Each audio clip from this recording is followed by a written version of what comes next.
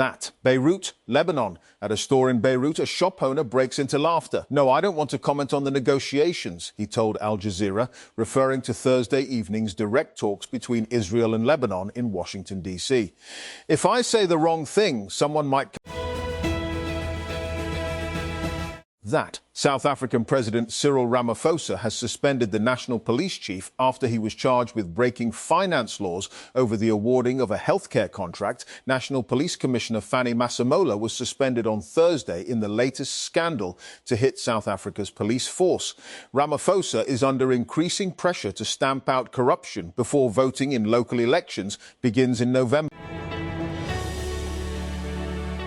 And Republicans in the United States Senate have passed a resolution to fund U.S. Immigration and Customs Enforcement, SE and Customs and Border Protection, CBP, and the first step in ending a months-long standoff sparked by opposition to U.S. President Donald Trump's mass deportation drive.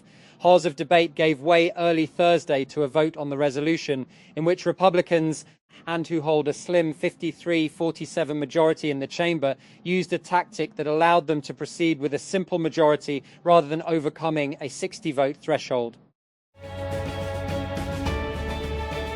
That. OpenAI on Thursday released GPT 5.5, its newest AI model, which the company called smartest and most intuitive to use model yet. The algorithm comes with increased capabilities in a multitude of areas, with OpenAI co-founder and president Greg Brockman claiming that it also brings the company one step closer to the creation of OpenAI's super app. On a call with journalists, Brockman said that the new model was a big advancement towards more agentic and intuitive computing.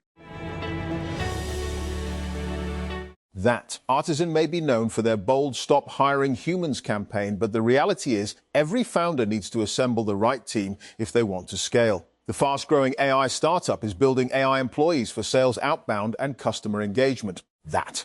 This week on Build Mode, Isabel Johannessen spoke with Jaspar Carmichael Jack, the co-founder and CEO of Artisan, about the early days growing their team and the hiring mistakes that could have killed them before they got off the ground. That. Making the wrong hires or filling the wrong positions are mistakes that compound quickly.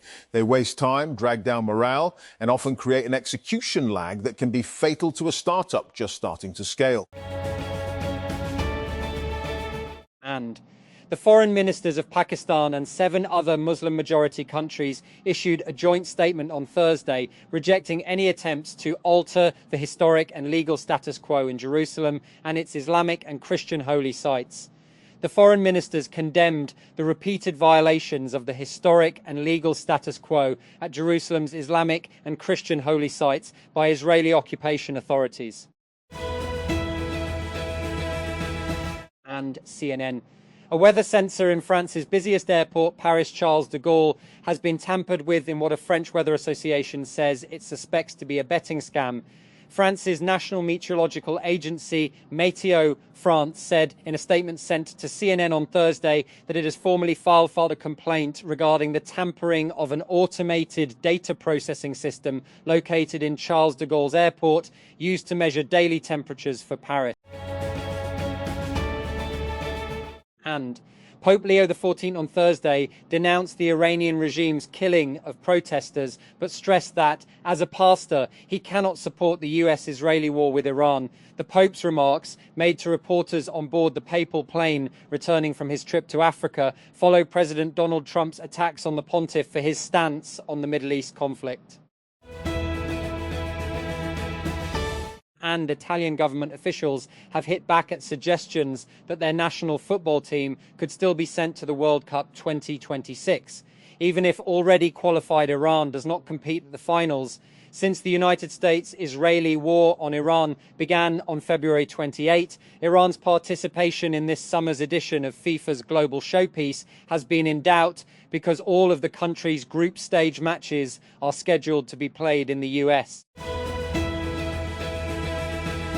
And Monterrey, Mexico, in July 2024, following the arrest of cartel leader Ismael El Mayo Zambada in Texas, activist Maria Isabel Cruz and her colleagues started to notice a troubling trend. Zambada was the co-founder of the Sinaloa cartel, one of the most powerful criminal networks in Mexico. Authorities in the United States applauded his capture as a direct strike in their campaign to dismantle the cartel. And the United States has announced it will reclassify state-licensed medical marijuana as a less dangerous drug, a step in line with a growing trend away from penalizing its possession. The Department of Justice clarified on Thursday that the change does not legalize recreational or medical marijuana under federal law. And a 15-year-old Palestinian has died from his wounds after he was shot by Israeli forces during a raid in the occupied West Bank city of Nablus, Palestinian media reported.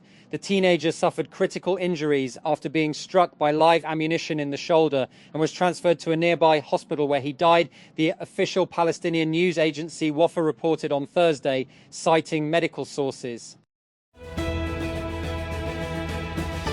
And on the outskirts of Somalia's southern port city, the land has become an open graveyard for cattle. Some are left where they fell, while others are buried in shallow graves after consecutive failed rainy seasons.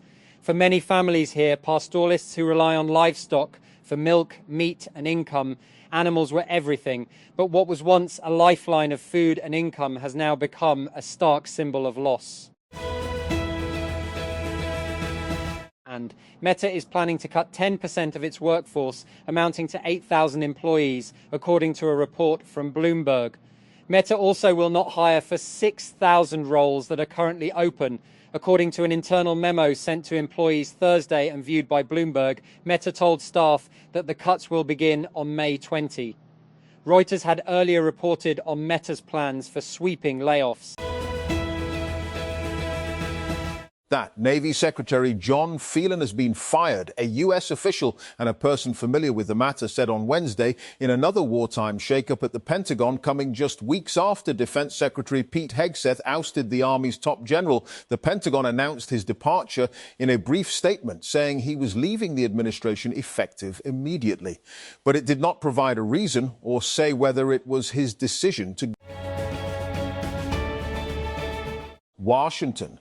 Pakistan on Thursday urged the United Nations Security Council, UNSC, to take up the dispute over the Indus Waters Treaty, IWT, warning that India's continued unilateral suspension of the treaty carries grave peace and security, that and humanitarian consequences for South Asia. Pakistan's permanent representative to the UN ambassador, Azim Iftikhar Ahmad, handed over a letter from Deputy Prime Minister and Foreign Minister Ishaq Dar to the Security Council President, that Ambassador Jamal Faraz Arawaya of Bahrain.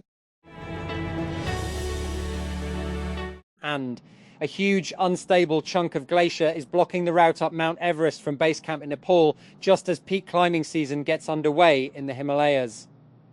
Icefall doctors who fix ropes and ladders on the lower part of the route up the world's highest peak can find no way round the 100-foot-high, 30 meters block of ice just under Camp 1. And an American Kuwaiti journalist who was detained by authorities in Kuwait last month after he reposted videos and images related to the US-Israeli war with Iran has been acquitted. According to his international legal team, Ahmed Shihab Eldin was understood to have been charged with spreading false information, harming national security and misusing his mobile phone. And Barcelona have announced that Lamine Yamal's domestic season in Spain is over, but that the international forward should be fit to represent his country at this summer's World Cup. The 18-year-old striker helped Spain to the Euro 2024 title, while also lifting La Liga with Barca last season. That Microsoft is offering voluntary retirement buyouts for the first time in its 51-year history. Per reports from CNBC and Bloomberg, according to an internal memo, employees will be eligible if their years of work at Microsoft plus their age totals 70 or more, with some exceptions. So if someone who is 52 years old has 18 years of service at Microsoft, they could qualify for the buyout. That Bluesky is beefing up its social network as a better place to post photos. Late Wednesday, the company announced a new version of its app, version 1121, which boosts the quality of images in posts, both in terms of upload size and resolution. Before, Bluesky only supported photo uploads of 1 megabyte or less. Now, that limit has doubled to 2 megabytes. In addition, photos will render at up to 4000px instead of 2000x as before.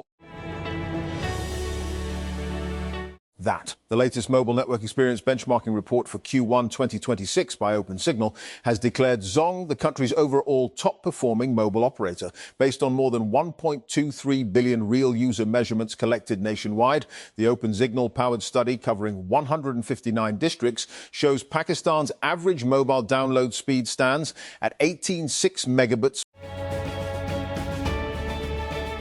And Islamabad. The Federal Investigation Agency is set to fast-track money laundering probes under a new rulebook that fixes deadlines for inquiries and creates dedicated desks nationwide. DFIA Director General Dr. Usman Anwar has approved standard operating procedures, OPs, to improve how the agency handles financial intelligence reports, an informed source told Dawn on Thursday. South Africa's President Cyril Ramaphosa has placed the country's top policeman on precautionary suspension after he was charged in court on Tuesday. Jen Fanny Masemola, 62, is alleged to have failed in his oversight duties in connection with the awarding of a controversial 21 metres and 15.5 metres health contract, which has become the subject of a criminal investigation and has since been cancelled. That US President Donald Trump has said next week's state visit from King Charles and Queen Camilla could help repair relations with the UK. When asked in a phone interview with the BBC whether the visit could help repair the relationship, Trump said, "Absolutely, he's fantastic. He's a fantastic man. Absolutely, the answer is yes." That, for Mauro Recalado Cortez, a Catholic lay teacher in Angola, the unique opportunity to see Pope Leo XIV in person was unmissable, even though serious illness should have confined him to bed. "My visual contact with the Holy Father was a unique moment. It transmitted such a great physical and spiritual lightness that the feeling of satisfaction doesn't end," told CNN about his experience of seeing the papal car pass by outside Luanda International Airport shortly after Leo's arrival on Saturday. And the European Union on Thursday approved a massive loan package to help Ukraine meet its economic and military needs for 2 years, the bloc's Cypriot presidency said, after oil began flowing through a key pipeline to Hungary and Slovakia and ending months of political deadlock. The EU also approved a new raft of sanctions against Russia over its war on Ukraine, and the measures were prepared early this year and set to be announced in February to mark the 4th anniversary of the conflict, but Hungary and Slovakia opposed the move. And Turkish MPs have passed a bill that includes restricting access to social media platforms for children under 15, according to state media. The legislation is the latest in a global trend aimed at protecting young people from dangerous online activity, following in the footsteps of Australia, which introduced landmark restrictions on social media use last year. That. Warner Bros. Discovery shareholders have backed the company's proposed $110 BN merger with Paramount Skydance, but cast advisory vote against executive compensation plans tied to the deal. Per a preliminary vote count on Thursday, the overwhelming majority of Warner Bros. Discovery shareholders voted in support of selling the entire business to Paramount for $31 a share, the company said. Including debt, the deal is valued at nearly $111 BN. That. The Iran war will push more than 30 million people back into poverty, with the knock-on effects of the conflict likely to increase food insecurity in the coming months. The United Nations has warned disruption to fuel and fertilizer supplies due to the ongoing blocking of cargo vessels through the Strait of Hormuz has already lowered agricultural productivity and will hit crop yields. Later this year, the UN's development chief said on Thursday